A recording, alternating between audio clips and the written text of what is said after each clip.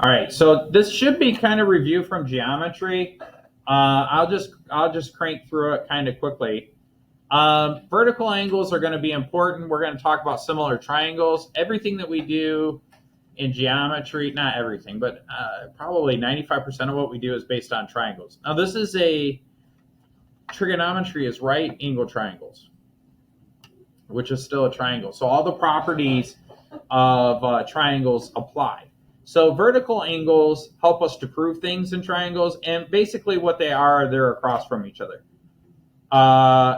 Angle 1 and angle 3 are vertical angles. That means they're congruent. So vertical angles have an equal measure.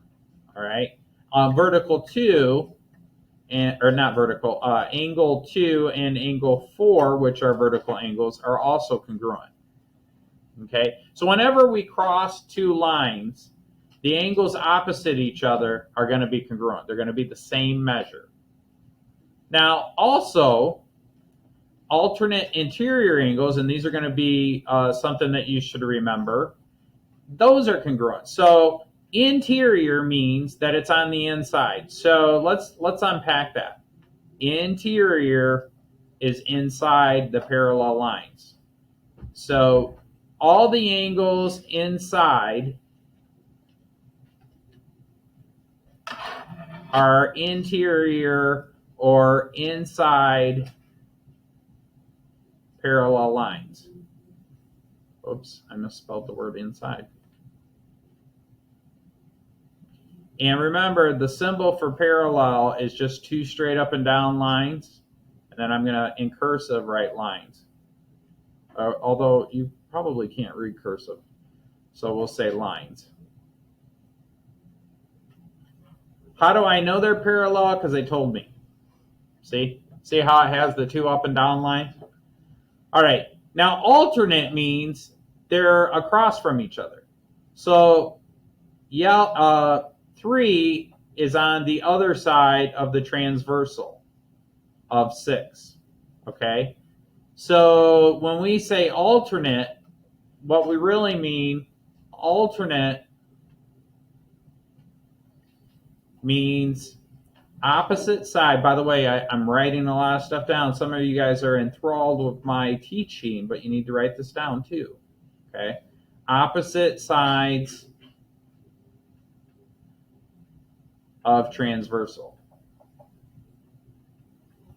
And you say, Mr. Adams, why are you using such big fancy words? We don't care that you know math.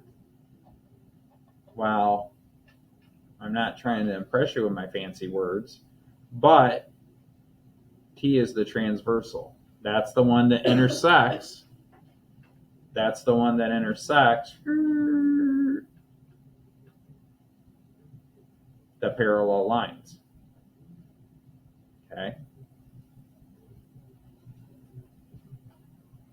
And I said all that to say they're congruent. Now, another way that I help kids remember that, in here, normally these problems are rigged up so you have a big angle. Well, let me write it over to the side. Normally, when you have this type of transversal parallel line situation, you have two lines that are parallel.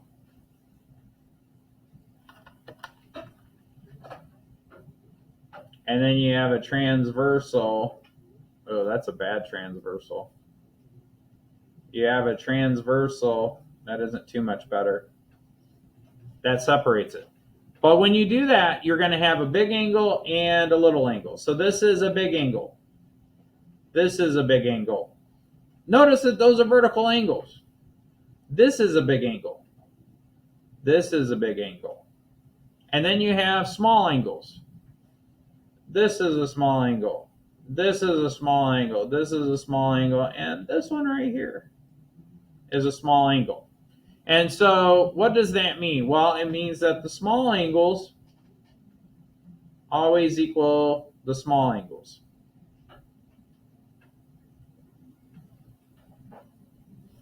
Consequently, the big angles always equal the big angles. And so when you look at this, you notice that 3 and 6 are what we call the small angles, and 4 and 5 are called the big angles. So if you forget alternate interior, alternate exterior, there's a bunch of them, corresponding interior, there's a whole bunch of them, corresponding angles, and you can't remember what's congruent based on the theorem title or name, just look for big equals big, small equals small. And also, the big angle plus the small angle will always add up to 180 degrees. Okay? Now this is probably review from geometry.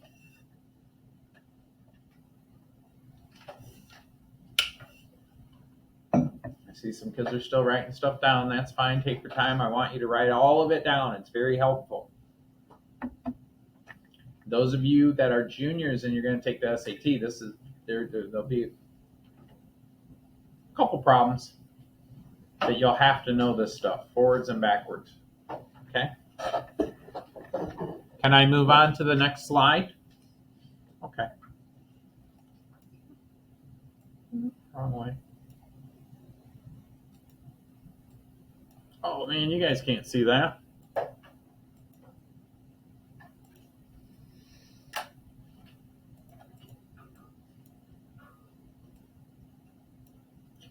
Now, what I want you guys to do, you're going to have a hard time writing all this down at once. Just kind of go with the flow with Mr. Adams. Just write this down right now, alternate exterior angles. Okay? And I'm going to talk about alternate exterior angles. You continue to write stuff down, but do your best to kind of pay attention, okay? Well, we have the same thing going on here that we had with the alternate interior angles. So to simplify it, I've got a big angle here, and I've got a big angle here. Over here, I've got a small angle, we'll abbreviate that, and a small angle. Okay? Now, it's the same thing. Alternate means on opposite sides of the transversal. Exterior means outside of the parallel lines.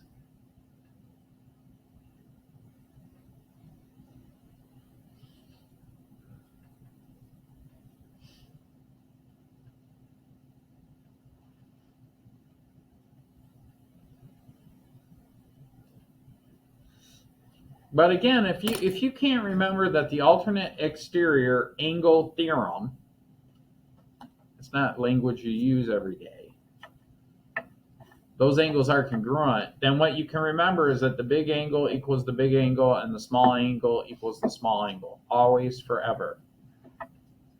Okay? And you might say, well, Mr. Adams, what happens if the transversal is perpendicular to the parallel lines? Then all of the angles equal 90 degrees. But most of these, I would say 99% of these problems are rigged up in a way where you have a big angle and a small angle. Okay. So in this one, and you guys remember that two arcs meet, and see how 1 and 8 have two arcs? You guys remember that when they do two arcs, they're letting you know that angles 1 and 8 have the same measure. And when they have a single arc, those are congruent. So angles 2 and 7 are congruent. And if we had a third pair of congruent angles that are different than any of these, then we would do 3 arcs, and you could do 4 arcs and 5 arcs. Although in high school geometry, you barely get past 3 arcs. Actually, in college geometry, you don't get really. You might have 4 arcs. Okay. Now, when we get to the corresponding angles, those are just on the same side of the transversal in the same location, right? Those are on the same side of the transversal. They correspond. They're on the same side of this transversal. Remember, this line is called the transversal. Okay. But again, if you can't remember the fancy formal math language that Mr. Adams uses, this is a big angle. This is a big angle. This is a big angle. This is a big angle. This is a big angle. Wait, now I'm getting confused. Big, big. No, this isn't a big. Guys, help me out. That's a small.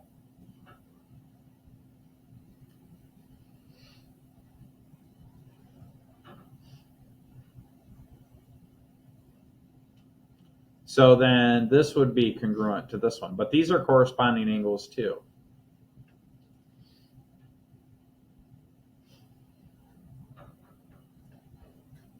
Okay. And also the small angles. So this is a small angle and this is a small angle.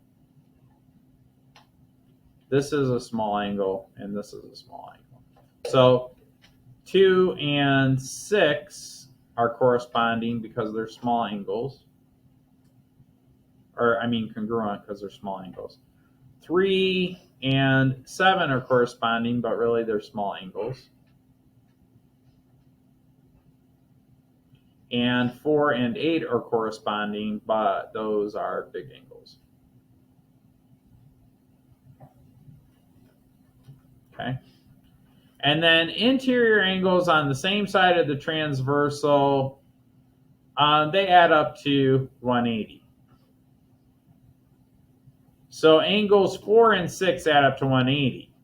But notice that 4 is big and 6 is a small. Now the real fancy formal language for that is one of the big angles are obtuse, right? Greater than 90 degrees. And the small angles are acute, less than 90. I don't know, I just like saying big and small. Okay? Can you guys see that okay in the back?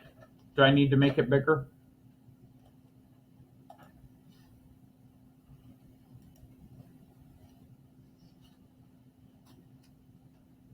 I see a couple people still writing some things down. That's fine. Does anybody have any questions so far? Let me start over. Do you guys remember this from geometry? Yeah. Okay. All right. I'll wait a second. What happens if I zoom in too much? Oh my goodness, that's big.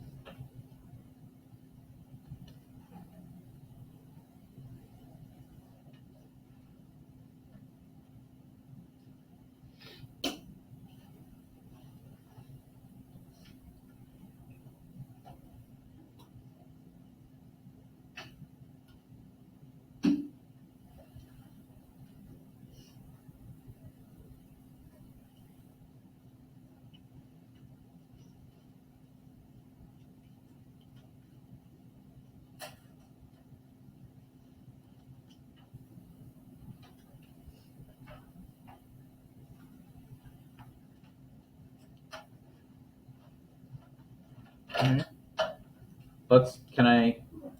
I'll move on to the next slide. Is everybody done? All right, next slide. I want you guys to try to do this one on your own, okay? So let me zoom in here. We've got a parallel line and the transversal, and we need to find a measure of angle 7. Actually, I'll do it with you because we're running out of time. So the measure of angle 1, this one right here, is 105 degrees. 7 is way down here, That's what we need to figure out. What type of angles are those? Well, technically they are what? Yeah. So we would say same side exterior, and there's a little bit better wording for that. But also, what type of angle is this? Using Mr. Adams' terminology. They're supplementary, but this is big, and this is small, right? Well, what's a big plus a small? 180. In other words, 105 plus the measure of angle 7 is equal to 180. We're going to subtract 105 degrees from both sides. And then we get the measure of angle 7 is equal to 75 degrees. Is that what you guys got? Okay.